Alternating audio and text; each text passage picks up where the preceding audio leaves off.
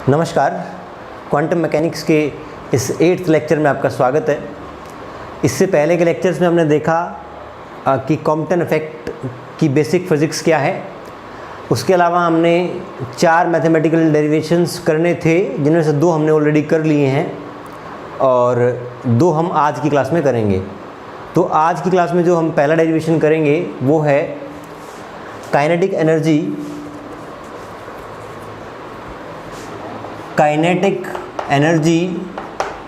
Of recoil electron in terms of theta. इससे पहले के 2 डेरिवेशंस में हमने कौन से किए थे। पहला था थीटा और फाई के बीच में रिलेशन क्या है। थीटा और फाई का रिलेशन हमारा इस फॉर्मूले से निकल के आया था, tan theta equal to cot phi by 2 upon alpha plus 1। और इसके अलावा kinetic energy of recoil electron in terms of phi हमारा निकल के आया था ये। आज हमें निकालना है kinetic energy of electron in terms of theta. तो जो हमने पहले 2 डेरिवेशंस किए हैं उन्हीं का इस्तेमाल करके हम तीसरा डेरिवेशन भी करेंगे। तो स्टार्ट करते हैं इस टॉपिक को। हमने ऑलरेडी ये देखा कि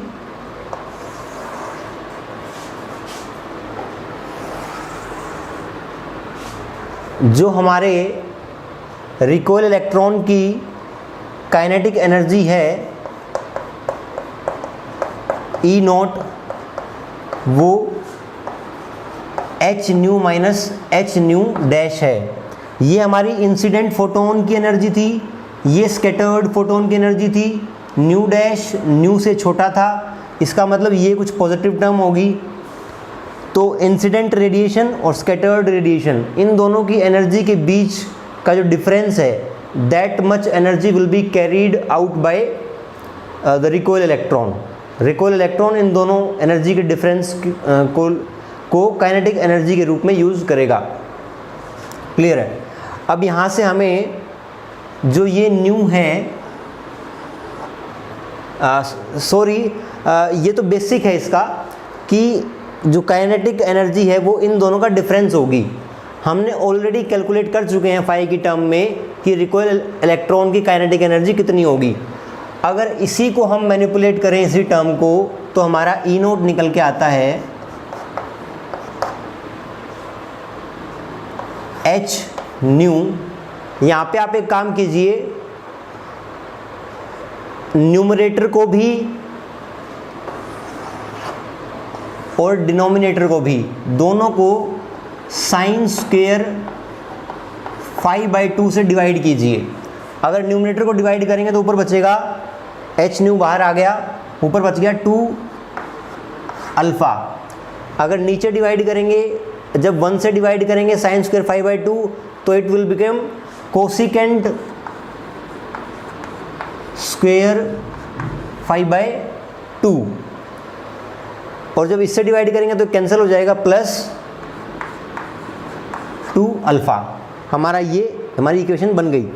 अब देखिए मैथ्स में हम एक फॉर्मूला पढ़ते हैं, cosecant square theta is equal to 1 plus cot square theta. तो उसको अगर यहाँ पे यूज़ करेंगे तो ये हमारा बन जाएगा एच न्यू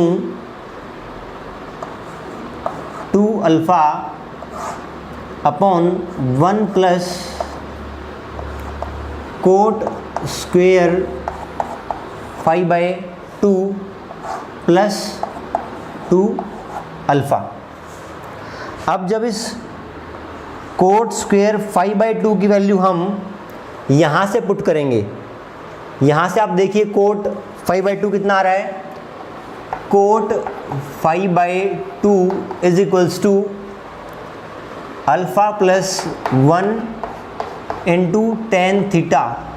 इसका स्क्वायर करके जब यहाँ पुट करेंगे कोट स्क्वायर फाई बाई 2 की जगह, तो ये हो जाएगा E naught will be equal to 2h nu alpha upon 1 plus alpha plus 1 का whole square tan square theta plus 2 alpha. अब इस tan स्क्वायर थीटा को हम लिखेंगे sine square theta by cos square theta, और इस 1 को हम इसके साथ यहाँ ऐड कर लेते हैं 2 अल्फ़ा प्लस 1 के साथ।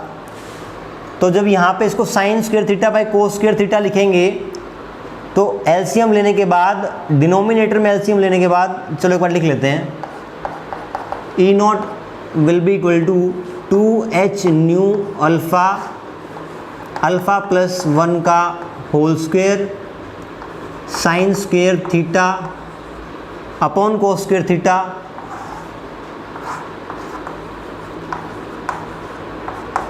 प्लस 1। अब जब इस नीचे वाली टर्म का एलसीएम लेंगे तो यहाँ आ जाएगा कोस स्क्वायर थीटा,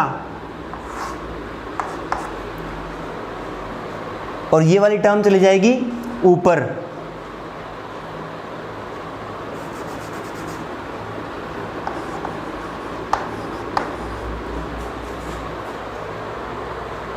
सॉरी, यहाँ पे 1 नहीं था, अल्फ़ा इंटू 2 अल्फ़ा प्लस 1 हो जाएगा। जो हमने 1 के साथ मल्टीप्लाई किया, यहाँ 1 नहीं था बल्कि 2 अल्फ़ा प्लस 1 था, तो कोस square theta into 2 alpha plus 1 हो जाएगा, और नीचे वाला कोस स्क्वायर थीटा ऊपर चला गया हमारा। अब आप डिनोमिनेटर में इस टर्म को ओपन कीजिए एक बार, तो ये हो जाएगी हमारी 2h nu alpha cos square theta upon alpha square plus 1 plus 2 alpha into sine square theta plus cos square theta 2 alpha plus 1। अब ध्यान से देखिए, जब इस साइन स्क्वायर थीटा को मैं इन कंपोनेंट से मल्टीप्लाई करूँगा, जब 2 अल्फ़ा प्लस 1 से मल्टीप्लाई करूँगा तो sign square theta into 2 alpha plus 1, यहाँ पे क्या है कोस square theta into 2 alpha plus 1, तो 2 अल्फ़ा प्लस 1 कॉमन आ जाएगा, sign square theta plus cos square theta will become 1, और एक यहाँ बची हुई टर्म हो जाएगी alpha square into sine square theta. इसको हम यहाँ लिखते हैं एक बार,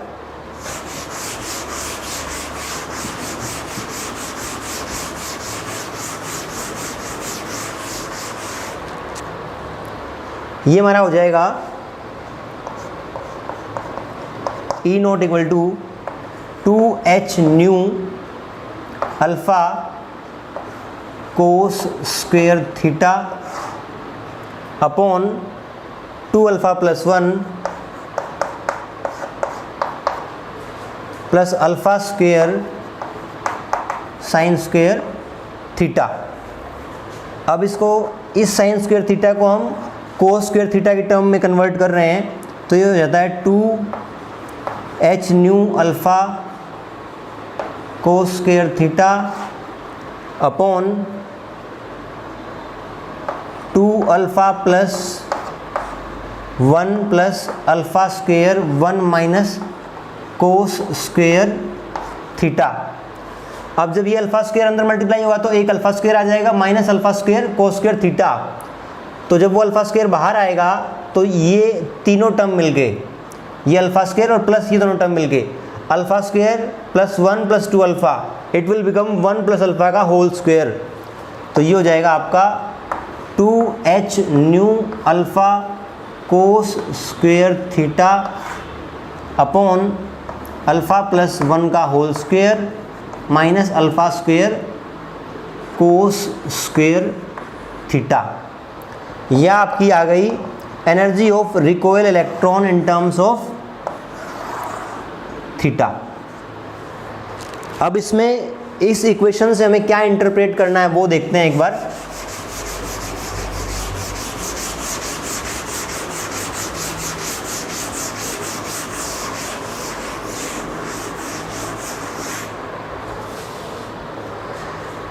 इस इक्वेशन से हमें सबसे पहले ये देखना है कि हमारी जो रिकॉइल इलेक्ट्रॉन की काइनेटिक एनर्जी है इन टर्म्स ऑफ थीटा, उसकी मैक्सिमम और मिनिमम वैल्यूज़ क्या हो सकती हैं। तो सबसे पहले देखते हैं हमारा ई मिनिमम क्या हो सकता है। ई नॉट मिनिमम, यहाँ पे देखिए अगर न्यूमरेटर आपका मिनिमम हो जाए और उसी टाइम पे आपका डिनोमिनेटर मैक्सिमम हो जाए तो whole term will become minimum. यहाँ पर कोस स्क्वायर थीटा की मिनिमम वैल्यू कितनी है? 0। अब कोस स्क्वायर थीटा की मिनिमम वैल्यू 0 है, पर उसी टर्म पे नीचे वाला टर्म मैक्सिमम कैसे होगा? आप ध्यान से देखिए नीचे वाले टर्म को। अगर ये टर्म मिनिमम है, इसमें से घटने वाला टर्म मिनिमम है, तो ये पूरी टर्म मैक्सिमम हो जाएगी। अगर मान लीजिए आपके पास 100 रुपये हैं और उन 100 रुपये में से घटने वाली अमाउंट यदि मिनिमम हो तो amount remained with you will be maximum. इसका मतलब यदि कोस स्क्वायर थीटा मिनिमम होता है तो ऊपर वाली टर्म मिनिमम है और नीचे वाली टर्म मैक्सिमम है। इसका मतलब ये पूरी टर्म मिनिमम होगी। तो कोस स्क्वायर थीटा की मिनिमम वैल्यू 0 है, न्यूमरेटर 0 हो गया तो डिनोमिनेटर का कोई मतलब नहीं है, तो E not minimum will be 0। अब देखते हैं ई नॉट मैक्सिमम कितना हो सकता है। ई नॉट मैक्सिमम के लिए हम क्या करेंगे, जो हमारा न्यूमरेटर है वो मैक्सिमम होना चाहिए, ऊपर वाली टर्म मैक्सिमम हो और नीचे वाली टर्म मिनिमम हो, तो whole term will become maximum. अब कोस स्क्वायर थीटा की मैक्सिमम वैल्यू 1 है।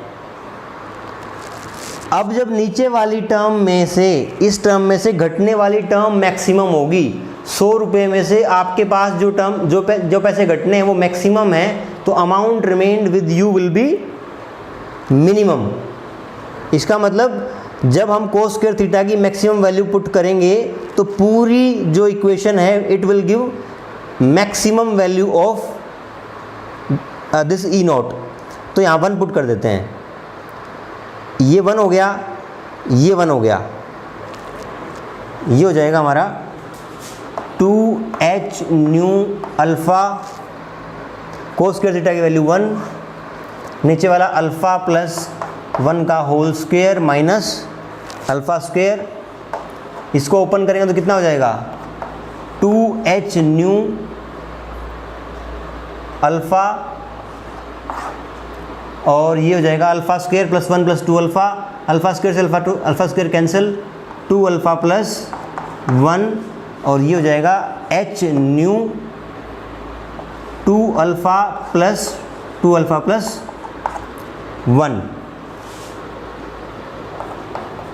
ई नॉट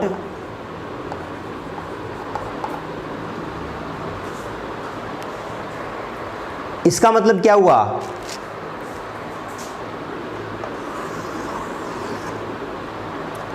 इसका मतलब इस टर्म को आप ध्यान से देखिए, जो नीचे वाला टर्म है that is greater than numerator. इसका मतलब ये पूरा टर्म मिला के 1 से छोटा होगा। अगर 1 से छोटा होगा, एच न्यू के साथ मल्टीप्लाई करेंगे तो E naught maximum will be lesser than H nu. इस टर्म का मतलब ये है कि जो हमारा रिकॉइल इलेक्ट्रॉन है उसकी maximum kinetic energy H new से कम ही रहेगी। इसका मतलब क्या निकालें, इसका मतलब ये हुआ कि जो फोटोन हमारा इलेक्ट्रॉन पर स्ट्राइक करता है उसकी सारी की सारी एनर्जी इलेक्ट्रॉन लेके नहीं जा सकता, क्योंकि इलेक्ट्रॉन की जो मैक्सिमम एनर्जी है वो एच न्यू से कम है। यही इस पूरे मैथमेटिकल डेरिवेशन का कंक्लूजन है कि आपका जो इलेक्ट्रॉन रिकॉइल हो रहा है वो मैक्सिमम एनर्जी को लेकर नहीं जा सकता।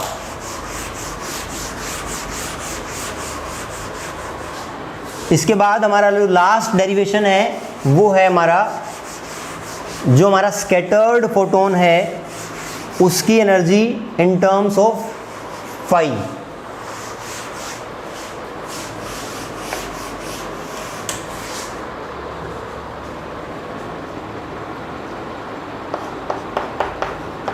Energy of scattered photon in terms of phi।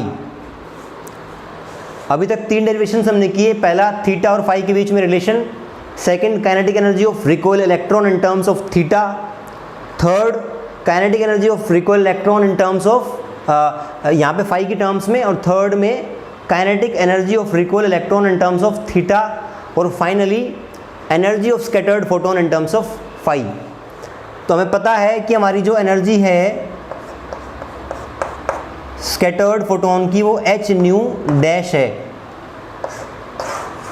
यहाँ पर हमें न्यू डैश को अब न्यू के टर्म्स में लिखना है, तो हमारी वही बेसिक इक्वेशन दोबारा से यूज़ करेंगे। 1 by nu dash minus 1 by nu equal to h by m naught c square 1 minus cos phi, multiply whole equation by nu by nu dash minus 1 h nu m naught c square 1 minus cos phi, इसको हमने बोल दिया था alpha. ये 1 यहाँ से जाकर यहाँ हो जाएगा प्लस, तो हमारा न्यू बाय न्यू डैश आ गया alpha into 1 minus cos phi plus 1, इसका रिवर्स कर दें, रेसिप्रोकल ले लें, तो ये हो गया 1 by alpha into 1 minus cos phi plus 1, और न्यू यहाँ पर मल्टीप्लाई हो जाएगा, साथ में दोनों साइड h मल्टीप्लाई कर दें, h न्यू डैश, ये हमारी क्या है एनर्जी ऑफ स्कैटर्ड फोटोन। अब इस 1 माइनस कोस फाई को अगर आप कन्वर्ट करना चाहें, E equal to h nu dash equal to h nu, इसकी वैल्यू होती है 1 माइनस कोस फाई की 2 sine square alpha phi by 2, alpha into 2 sine square phi by 2 plus 1, energy of scattered photon in terms of phi will be 2 alpha sin square phi by 2 plus 1। तो ये हमारी complete equation है scattered photon की energy की इन terms of phi. इस तरीके से हमने कॉम्पटन इफेक्ट की बेसिक फिजिक्स भी कंप्लीट कर ली है, और उसके साथ एसोसिएटेड 4 मैथमेटिकल डेरिवेशंस भी कर लिए हैं, जो कि आपके यूनिवर्सिटी एग्जामिनेशंस के लिए काफ़ी इंपॉर्टेंट हैं। इसके अलावा एक छोटा सा टॉपिक और बचा है हमारा, उसके बाद कॉम्पटन इफेक्ट हमारा फिनिश हो जाएगा।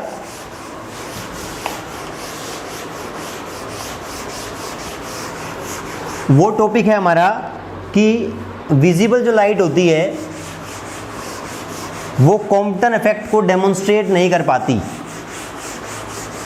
और ऐसा क्यों है।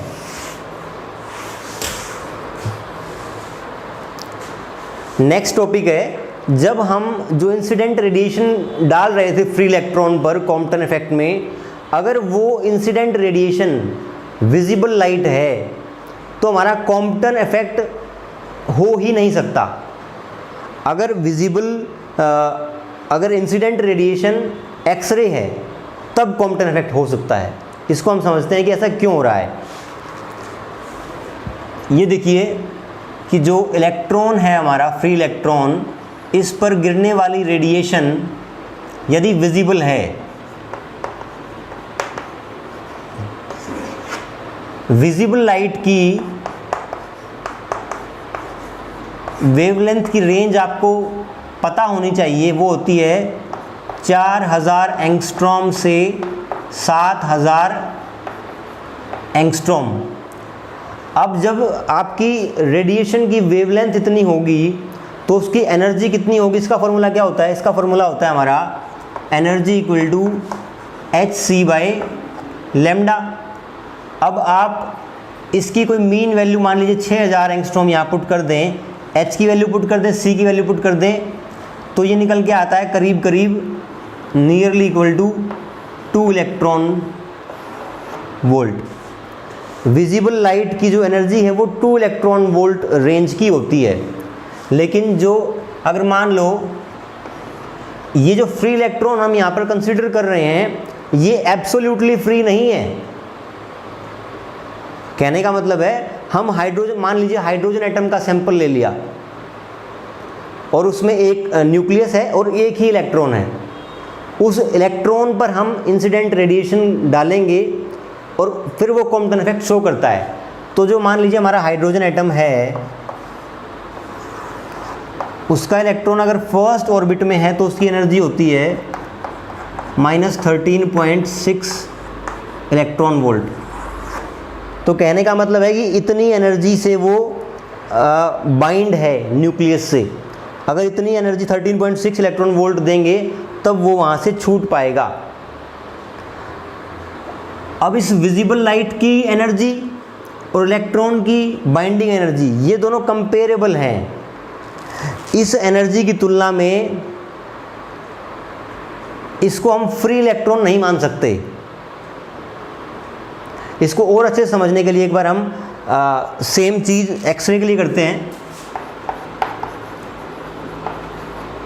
एक्सरे में अगर एक्सरे को यूज़ करते हैं तो हमारी जो वेवलेंथ है एक्सरे की वो 1 एंगस्ट्रॉम के आसपास है। अगर फॉर्मूला लगाएं एनर्जी ऑफ एक्सरे hc/λ के टर्म्स में तो ये निकल के आता है करीब करीब 1000 इलेक्ट्रॉन वोल्ट। और अभी भी जो हमारा हाइड्रोजन एटम है उसके सराउंडिंग में जो इलेक्ट्रॉन चक्कर काट रहा है उसकी बाइंडिंग एनर्जी -13.6 इलेक्ट्रॉन वोल्ट है। अब 1000 की तुलना में -13.6 इलेक्ट्रॉन वोल्ट की बाइंडिंग एनर्जी बहुत कम है, तो हम मान सकते हैं कि वो लगभग फ्री इलेक्ट्रॉन है। लेकिन 2 इलेक्ट्रॉन वोल्ट की तुलना में 13.6 electron volt is not a negligible amount. तो इस केस में हम हमारे इलेक्ट्रॉन को फ्री कंसीडर नहीं कर सकते। और इलेक्ट्रॉन यदि आपका फ्री नहीं है तो जो भी मोमेंटम की इक्वेशंस हमने लगाई थी वो हम नहीं लगा सकते। क्लियर है? तो ये पूरा एक छोटा सा आपका ये सवाल आता है डिस्क्रिप्टिव पेपर्स में कि अगर विजिबल लाइट को हम कॉम्पटन इफेक्ट डेमोन्स्ट्रेट करने के लिए यूज़ करें तो हमारा वो डेमोन्स्ट्रेट नहीं कर पाता है, अगर एक्सरे का यूज़ करें तो वो डेमोन्स्ट्रेट कर पाता है।